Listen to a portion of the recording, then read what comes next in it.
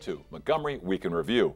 The Geographic Cost of Education Index, or as most of us know it, the GCEI, gives state money to many counties, but this program is now in limbo. Shirley Brandman, who comments regularly for this program, will explain what GCEI is and where the problems exist.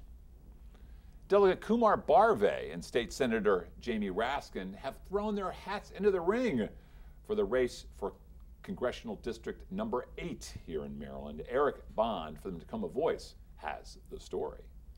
Behavioral health is a new initiative in the delivery of health care in our country. Jenny Crawford is leading the effort for CCI, and she's here to explain why this can enhance care for patients. Summer is fast approaching, thank goodness, and MCM, Montgomery Community Media, your television network and video network, is offering some ways that teenagers can have fun and learn something at the same time too. Tony Spearman-Leach from the station has the details. One of the leaders of our station, I should mention. Shirley Brandman, welcome back. What is CGI? I was talking about, we like to talk about it, but why don't you share a little bit about what it is? I am happy to. So just a quick bit of history. Back in 2002, we as the state of Maryland adopted what we called the Bridge to Excellence Plan. Some people call it the Thornton Act, but it was an idea that we recognized that to provide the constitutional mandate of giving every student a really appropriate and thorough education, jurisdictions had to have the money to do it. So it was basically the devising of state formulas that were going to ensure that local school systems had the dollars to be able to provide the kind of education. There's some basic foundation formulas that are wealth adjusted by pupil, but then there was a recognition that the cost of living, the cost of doing business is very different in different jurisdictions. So much more expensive in Montgomery County, for instance, than maybe in the Panhandle or the Eastern Shore. Exactly. Right. And so actually there are 13 of our 24 local districts where the index has captured cost of living, livability, cost of wages, and recognize that additional money needs to be incorporated into the formula for those school systems to be able to meet their students' needs. Right. It became called GCI, the Geographic Cost of Education Index. I get it. Yeah, it makes it's a lot important. Of, makes a lot of sense. So for the last 5 problem? years, it's been fully funded. Okay. It took a while for us to get there, but for the last 5 years, it's been fully funded, and it's a lot of money to different jurisdictions. In Montgomery County, the total of GCI would be about $36 million.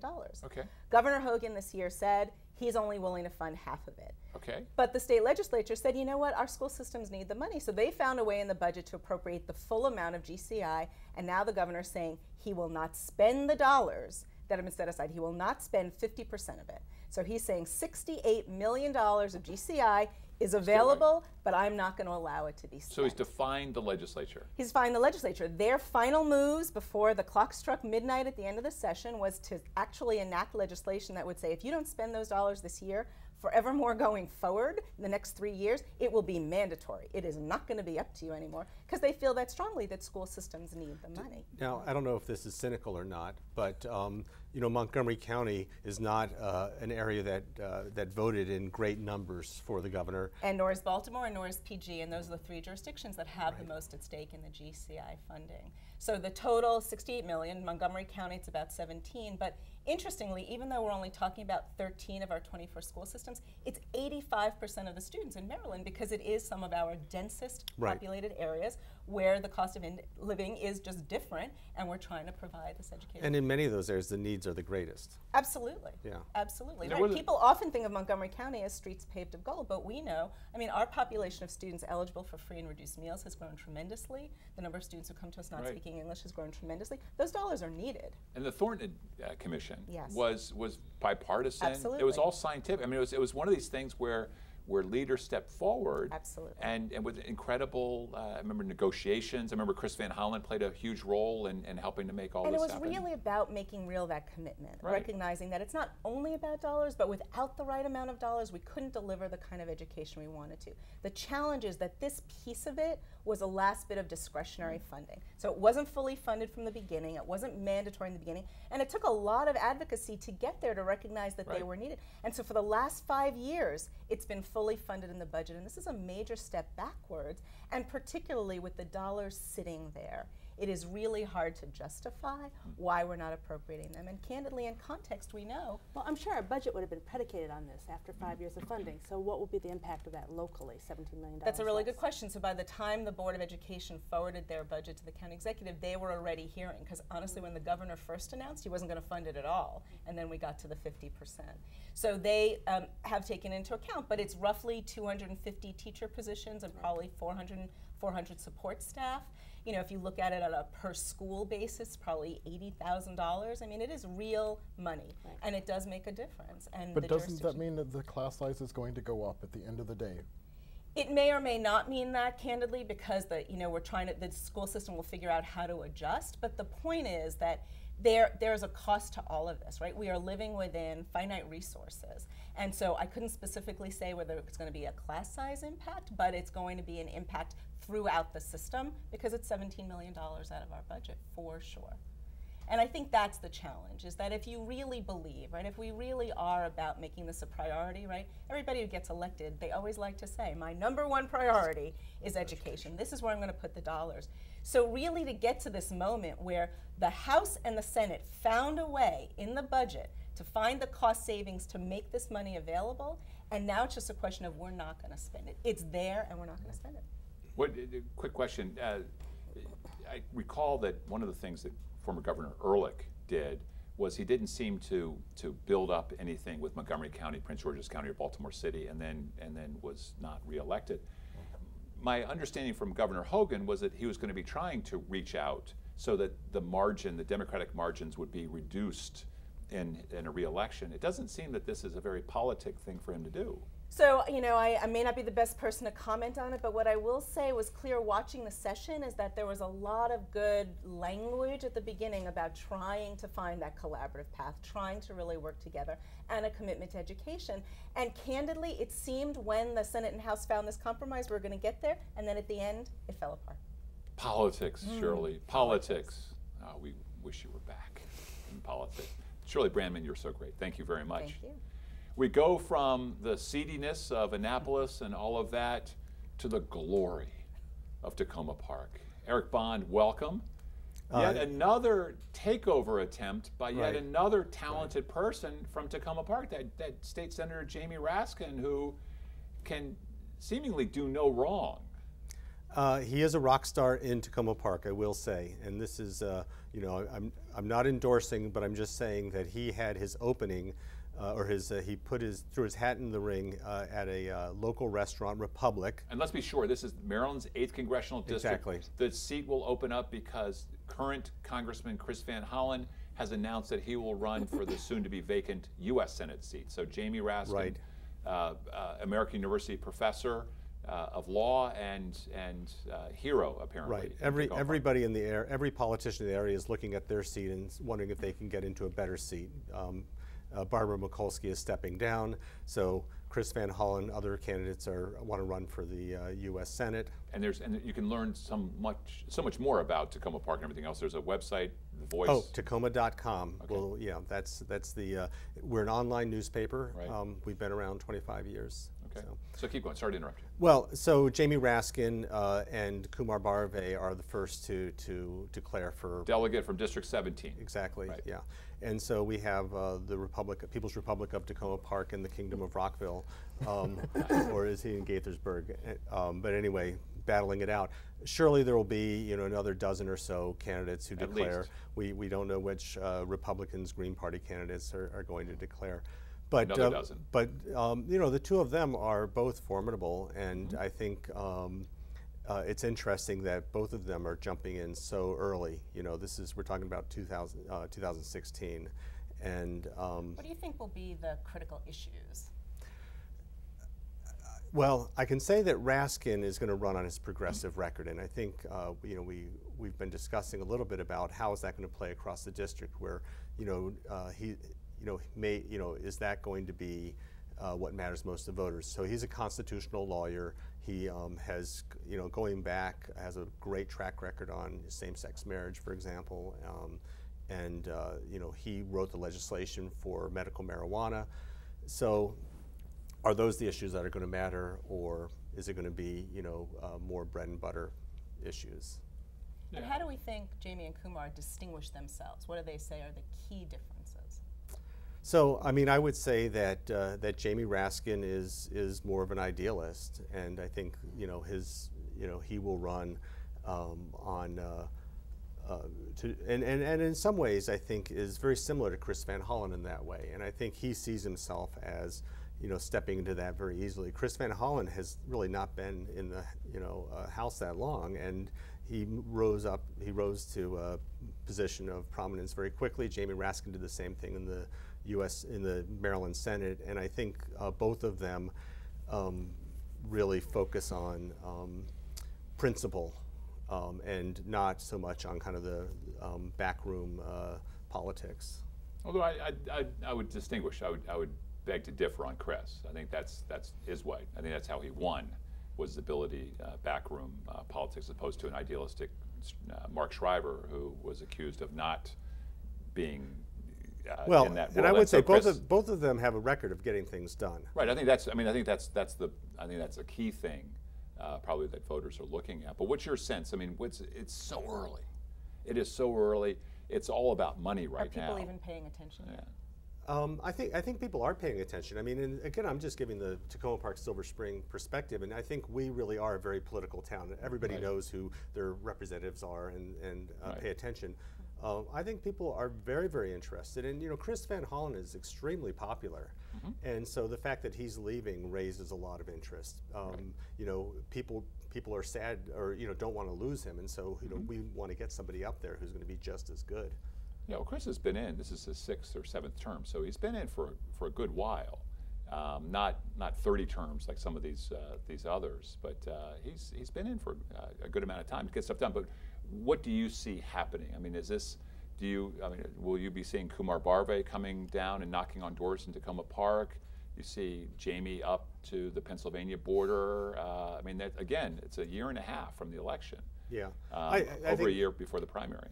In my opinion, I think Jamie will run a stronger campaign. I think that he's got a lot of momentum and a lot of energy. People down in Takoma Park Silver Spring don't really know Barve that well, and so he really should make sure that he comes down. And I suspect that Jamie Raskin is better known throughout the district. Shouldn't we be careful, though? I mean, it is a year and a half out. And we've got a lot of people who are going to announce. Right. And politics is as good as the person's memory, the voter's memory. Yeah. I mean, I understand that there are going to be people like former county council people that might be running. Right. Last word. Yes. You say yes? More people? I say it's too early to tell. All right. Too early to tell, but I can tell you right now that we'll be back after these messages.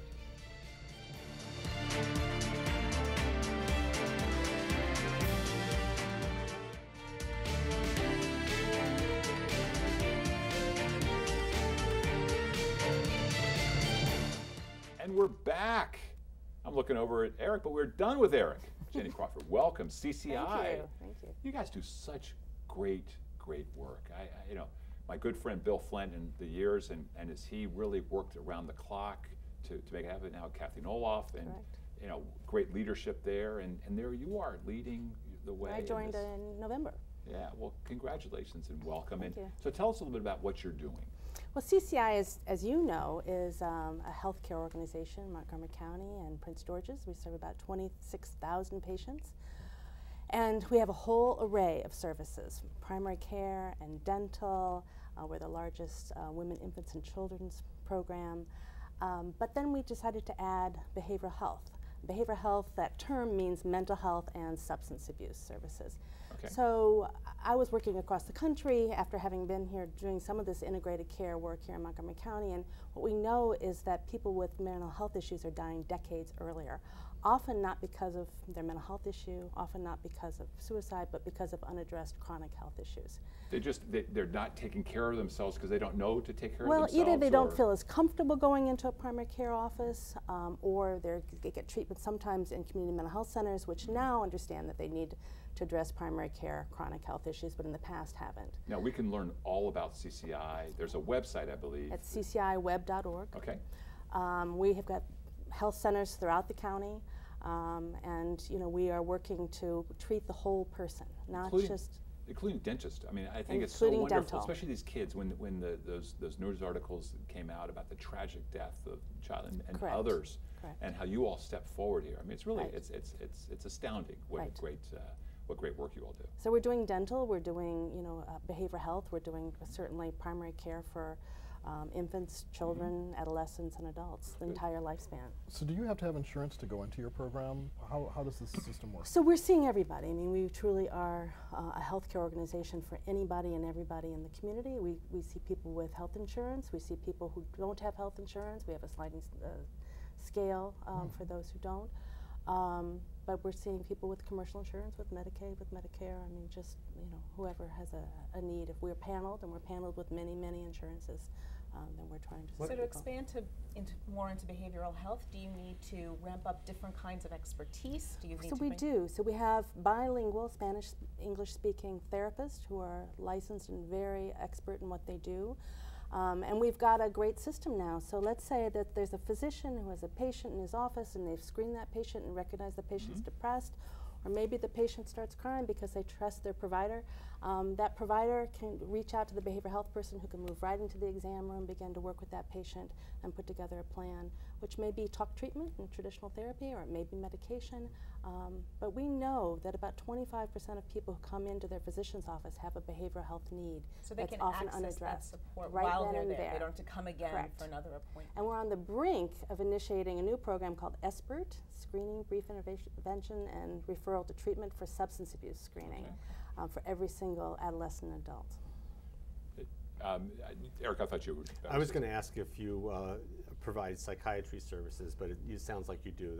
We have a fabulous psychiatric consultant, and what that means, instead of her being full of patients, any primary care provider who has a patient who they don't quite know what's going on or what medication, because that hasn't been their area of specialty, they can pick up the phone and call her. She's right there, and she's there to coach them through a whole treatment plan for that patient. So what's the term? Is it wraparound? Is it whole It's called integrated care. Integrated care. Right, because we are trying to address the needs of the whole person. We know that there are certain illnesses where depression goes hand in hand. You have diabetes, you're highly likely to also have depression. And so if we ignore one, we're not going to be able to get the other to improve. So who are the people who come into contact with this health system? How do you... Anybody in the county or the northern third of Prince George's County, those are our catchment areas. They come in, they're going to get screened for depression, for anxiety, and for substance abuse. And do people have confidentiality concerns? Are people worried that Well, you'll tell an employer or a school? It's interesting because I think people have less stigma concerns coming into a healthcare organization than they did where I worked before at a community mental health center. Both kept confidentiality. We certainly protect confidentiality, but I think people are a little more comfortable usually talking to their medical provider. And I think it's important also to understand that CCI is a part of a whole nationwide network. It is. As it is the foundation of We're a the safety net organization. safety net, We're right. what's called a federally qualified health center.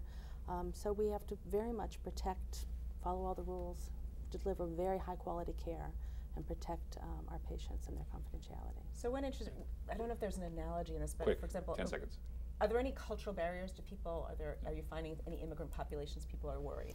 We're working a lot with a huge variety of populations and languages, and so we're trying to understand their perceptions of healthcare.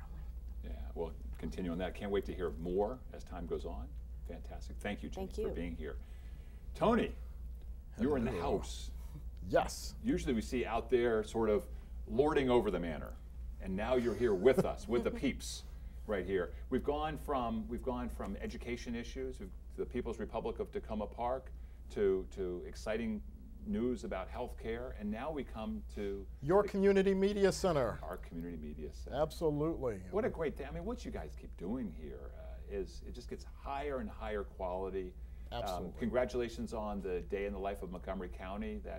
Thank you. Annual, contest, or not actually contest, but invitation for people to share That's how right. their day went every April 22nd was fantastic. Contribute, contribute, contribute. That's what everyone is welcome to do, and we want everyone to continue doing that by bringing their kids here for this summer. The next generation is so important, isn't it? Absolutely. You know, as you remember, and we all can recall, there was a time when it was just the cameras and a journalist. And today, the camera is on your cell phone, on your tablet, Right. and there's no such thing as a journalist anymore. Universities graduate multimedia specialists, multimedia journalists. And so we've moved into the 21st century, heading quickly towards the 22nd century with technology. And we want to bring people fun, engaging camps to train the next generation of contributors, the next generation of media engaged people. I love it. I mean, every year, I don't know why, but you keep inviting me back to headline the annual The MONTGOMERY Awards. absolutely. And one of my favorite parts of that is looking at some of these newer folks who have contributed, and young people keep coming in, and it's exciting the amount of work, and it's really high quality what they're able to do, and they learn it here. Absolutely. Let's recall, we've had amazing success stories. Michelle Chavez, who started here in Backpack Journalism, which is one of our summer programs. And Well, before you go too far is that? down, there's a website where people can learn. What's the website? the website is mymcmedia.org/training. Okay. mymcmedia.org/training. And you can go and learn about our 4 camps that we're offering this year. Again, I was going to say about Michelle Chavez. She started out in one of those camps, Backpack Journalism.